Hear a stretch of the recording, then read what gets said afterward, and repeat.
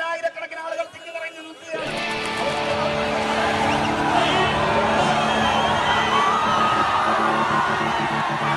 आंधी उठे तूफान उठे मुश्किल भले मौसम मिले बढ़ते कदम न रुक पाएंगे कोई रोक सके तो रोक ले आभास है विश्वास है जन जन में मन की आस है अब तोड़ ना सके कोई हमें ये हाथ से जुड़ते हाथ हैं हम दिल की सुनकर निकले हैं इस देश नदी आवाज है भारत छोड़ो यात्रा गिरा वरु वरु वरु वरु भारत छोड़ो यात्रा गिरा।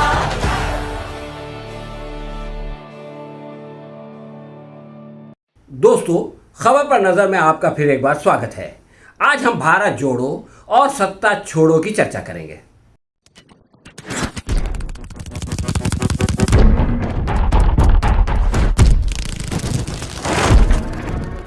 राहुल गांधी ने भारत जोड़ो की घोषणा करके बीजेपी की दुखती रग पर हाथ रख दिया और भगवा कैंप में खलबली मचा दी, क्योंकि इससे अंग्रेजों के बताए तरीके पर जनता को बांटो और राज करो की पॉलिसी पर चलने वालों का सिंहासन डोलने लगा। कांग्रेस फिर से अंग्रेजों के खिलाफ चलाए जाने वाले भारत छोड़ो आंदोलन के मूड में आ गई। मोदी जी सबका साथ सबका विकास की घोषणा करके राष्ट्रीय स्तर पर पधारे थे। 5 साल बाद जब विकास नहीं हो सका तो सर्जिकल स्ट्राइक करके चुनाव जीत गए। अपने दूसरे कार्यकाल की शुरुआत में उन्होंने सबका साथ सबका विकास में सबका विश्वास और सबका प्रयास बढ़ा दिया, ताकि विकास न होने पर ठेकरा जनता के अधूरे प्रयास पर फोड़ा जा सके। वैसे पिछले 8 सालों में उन्होंने केवल अंबानी और अडानी जैसे पूंजीपतियों का साथ देकर उनका विकास किया और जनता को तो कुछ भी नहीं मिला। अपनी विफलता से जनता का ध्यान हटाने की खातिर मोदी सरकार ने लोगों को आपस में लड़ाने का काम खूब किया। ऐसे में जब राहुल गांधी ने भारत छोड़ो का नारा लगाया और अपनी यात्रा शुरू की तो भाजपा चिंताग्रस्त हो गई। उसने पहले तो नेशनल हेराल्ड मामला उठाकर राहुल गांधी और सोनिया गांधी को डराया, परंतु कांग्रेसी सावरकर की भांति डरने के बजाय सड़कों पर उतर आए। उल्टा भाजपा का नुकसान होने लगा, इसलिए भाजपा ने इस मामले को ठंडे बस्ते में डाल दिया। जनता में बेरोजगारी और महंगाई जैसे मूलभूत प्रश्नों पर रोष पाया जाता है, इसलिए भारत जोड़ो को प्रतिसाद मिलना स्वाभाविक है। दूसरे क्षेत्रीय दलों का प्रभाव पूरे देश में नहीं है। कांग्रेस में जो है इन पक्षों को जोड़ने की क्षमता है। भाजपा भी सभी को जोड़कर सत्ता में आई थी, परंतु अब उसके दिमाग में सत्ता चढ़ गई है, इसलिए अकाली दल, शिवसेना और जेडीयू उससे दूर हो चुके हैं और दूसरे क्षेत्रीय दलों के साथ कांग्रेस का वो जो है समर्थन भी कांग्रेस को उनका मिल सकता है। इसलिए भारत जोड़ो यात्रा आगे चलकर एनडीए तोड़ो आंदोलन में बदल सकती है, जो बीजेपी के लिए खतरे की घंटी है। बीजेपी की भलाई भारत जोड़ो यात्रा की अनदेखी करने में थी, मगर वो ऐसा नहीं कर सकी। उसका संयम बहुत जल्दी टूट गया। उसके विरोध में अमित शाह ने और जेपी नड्डा ने, स्मृति ईरानी ने और हेमंत कुमार बिस्वा शर्मा जैसे कई लोगों ने जो है वो मैदान में कूदकर उसकी मुखालिफत शुरू कर दी। वो लोग भूल गए कि मुख्यमंत्री के रूप में नरेंद्र मोदी को राष्ट्र स्तर पर लोकप्रिय बनाने का श्रेय उनके विरोध को जाता है। चाय पर चर्चा इसका बहुत बड़ा उदाहरण है कि कैसे मोदी को जो है वो अपमान किया गया और मोदी जी ने उसका उपयोग किया और उसको अपनी शक्ति बना दिया। बीजेपी वाले राहुल गांधी का विरोध करके वही गलती कर रहे हैं। वो युग बीत गया जब पप्पू कहकर राहुल की ओर से ध्यान हटाना संभव था। राहुल अब मैदान में हैं, जनता उनका साथ दे रही है, इसलिए भाजपा चिंतित है।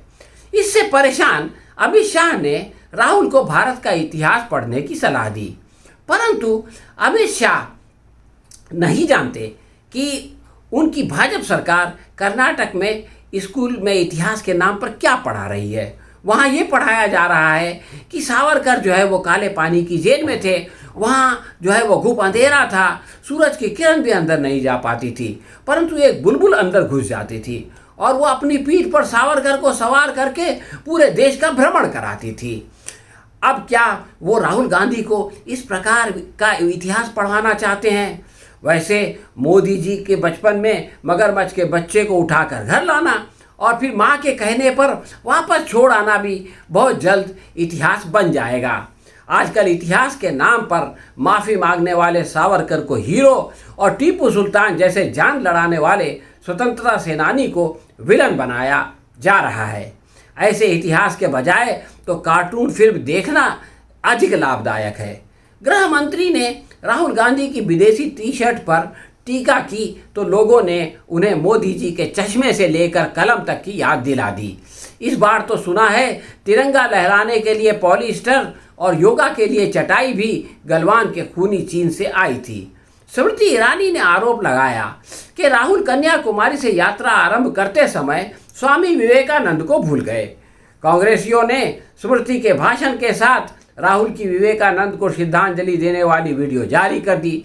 स्मृति ईरानी पहले तो ये झूठ बोल के फंस गई और इसके बाद आरटीआई से पता चला कि उनकी बेटी की बार यानी शराब खाना सिली डील के खाने का लाइसेंस उनके पति जुबिन के नाम पर है। प्रश्न ये है कि क्या स्वामी विवेकानंद के नाम लेवा शराब खाना चलाकर जग भर में उनका नाम रोशन करते हैं? इस तरह ये पाखंड भी खुल गया। भारत जोड़ो यात्रा पर आसाम के सीएम हेमंत बिस्वा शर्मा ने ट्वीट किया, चूंकि भारत का विभाजन कांग्रेस ने किया है इसलिए राहुल गांधी को भारत जोड़ने के लिए पाकिस्तान जाना चाहिए। बिस्वा शर्मा का जवाब कांग्रेस के नेता जयराम रमेश ने दिया। वो बोले कि शर्मा नए नए भाजपा में गए हैं इसलिए उन्हें बार बार अपनी कृतज्ञता सिद्ध करने के लिए ऐसे बयान देने पड़ते हैं। इसके जवाब में शर्मा ने कहा कि मैं कांग्रेस में कई साल रहा हूँ लेकिन मैंने किसी जयराम रमेश नाम के नेता को नहीं जानता। अब प्रश्न ये है कि देश के विभाजन करने वाली कांग्रेस में 19 साल तक शर्मा क्या कर रहे थे? अब वो जिस पार्टी में है उसके पूर्व अध्यक्ष लाल कृष्ण आडवाणी ने पाकिस्तान में जाकर मोहम्मद अली जिन्ना का महिमा मंडन क्यों किया था? प्रधानमंत्री मोदी बिन बुलाए पाकिस्तान के दौरे पर क्यों गए थे? शर्मा को पता होना चाहिए कि दूसरों पर कीचड़ उछालने से छींटे खुद अपने दामन पर भी आ जाते हैं। अमित शाह से प्रेरित होकर भाजपा अध्यक्ष जेपी नड्डा ने कहा, कांग्रेस भाई बहन की पार्टी है, ये एक परिवार का सत्ता संघर्ष है। नड्डा जी को पता होना चाहिए कि मोदी जी ने बीजेपी को एक व्यक्ति की पार्टी बना दिया है। इस व्यक्ति के आगे पूरा संघ परिवार विवश और लाचार है, किसी की कुछ नहीं चलती। परिवार से तुलना की जाए तो परिवार बेहतर है क्योंकि परिवार में किसी से तो शिकायत संभव है, यहाँ तो केवल हर हर मोदी घर घर मोदी। नड्डा के अनुसार ये सत्ता की लड़ाई है, इसकी कोई विचारधारा नहीं है। परंतु कांग्रेसियों ने केरला में खाकी निकर को जलाकर सारी दुनिया को संदेश दिया कि ये विचारधारा की लड़ाई है और इसके निशाने पर केवल बीजेपी नहीं बल्कि पूरा संघ परिवार है। संघ की ओर से इस पर प्रतिक्रिया का आना इस बात का खुला प्रमाण है।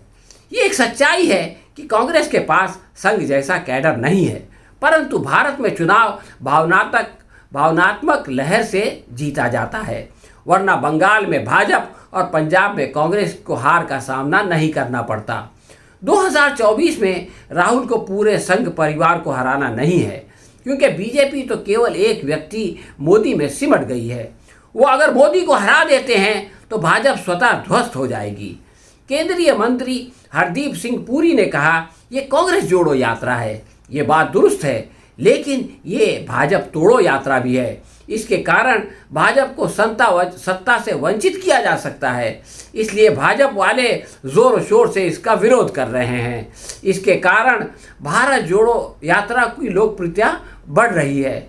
अब तो केवल शुरुआती सप्ताह बीता है और देश में हंगामा मच गया है।